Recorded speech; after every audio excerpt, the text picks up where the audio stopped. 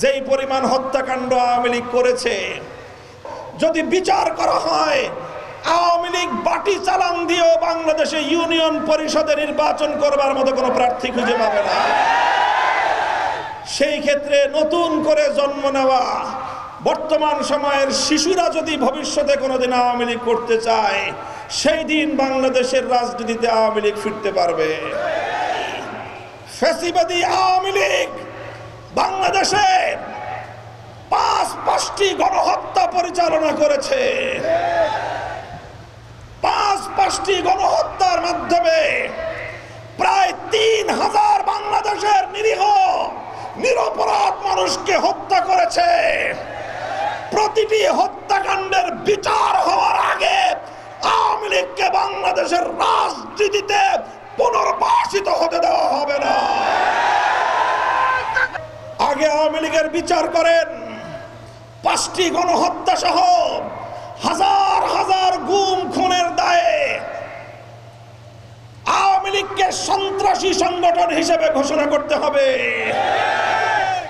শেখ হাসিনা সহ তার খুনি মন্ত্রিসভার প্রতিটি সদস্য, তার গোটা প্রশাসনের শেখ হাসিনার লেসপেন্সার যারা দেশ এবং জনগণের স্বার্থকে উপেক্ষা করে শেখ হাসিনার মনোরঞ্জনের জন্য বুলেটের আঘাত দিয়ে এদেশের মানুষের প্রাণ কেড়ে নিয়েছে, সেই সকল প্রশাসনের দুর্নীতিগ্রস্ত খুনি ঊর্ধ্বতন কর্মকর্তাদের বিচার নিশ্চিত না হওয়া পর্যন্ত বাংলাদেশে আওয়ামী লীগের রাজনীতিকে বন্ধ রাখতে হবে। যদি সকল হত্যাকাণ্ডের যদি বিচার হয়, সেই বিচার হওয়ার পরে যদি আওয়ামী লীগের কোন নেতাকর্মী অবশিষ্ট থাকে ভালো।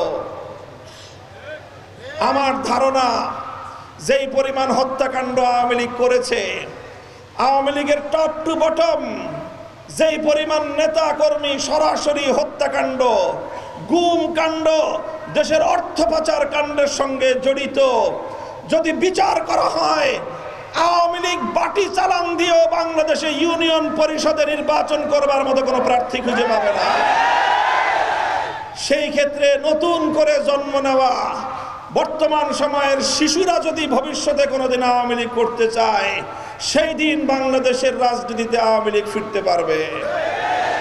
কাজেই সকল দলগুলোকে ফ্যাসিবাদ বিরোধী আন্দোলনে অংশীদার সকল পক্ষকে বাংলাদেশ জাতীয়তাবাদী দল বিএনপি, জামাতে ইসলামী বাংলাদেশ, ইসলামী আন্দোলন বাংলাদেশ, জমিয়ত উলামা ইসলাম, খেলাফত মজলিস, নাগরিক পার্টি, গণ অধিকার পার্টি সহ সকল দলগুলোকে আমি উদাত্ত আহ্বান জানাতে চাই। রাজনীতিতে প্রতিযোগিতা থাকবে, প্রতিদ্বন্দ্বিতা থাকবে, কিন্তু ফ্যাসিবাদের মোকাবেলায় আমাদের অভিন্ন মত এবং জাতীয় ঐক্যকে ধরে রাখতে হবে। বর্তমান অন্তর্বর্তীকালীন সরকার, প্রফেসর ডক্টর ইউনূস সাহেব আন্তর্জাতিক ব্যক্তিত্ব, আমরা ওনাকে সম্মান জানিয়েছি, শ্রদ্ধা জানাই।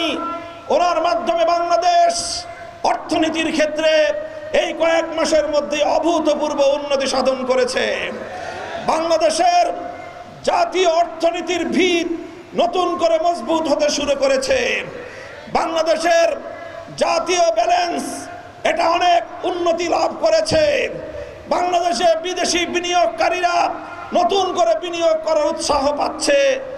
সেই জন্য প্রফেসর ডক্টর ইউনূস সাহেবের নেতৃত্বাধীন অন্তর্বর্তীকালীন সরকারকে আমরা ধন্যবাদ জানাই।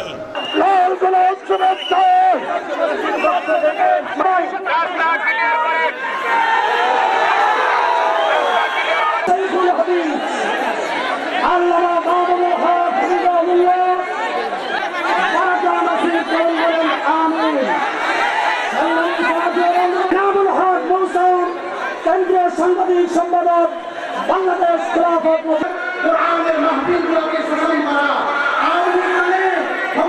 যদি লগ মাসের ঘোষণা দেন, কারা কারা যেতে রাজি আছেন হাত উঠে। তৌহিদি জনতাকে গভীর রাতে তাহাজ্জুদরত অবস্থায় করার একটা সুপূর্ণ সুযোগ এসেছে। এজন্য যদি আমাদের দুই নম্বর কথা, আসসালামু আলাইকুম ওয়া রাহমাতুল্লাহি ওয়া বারাকাতুহু। ইন্নাল হামদালিল্লাহ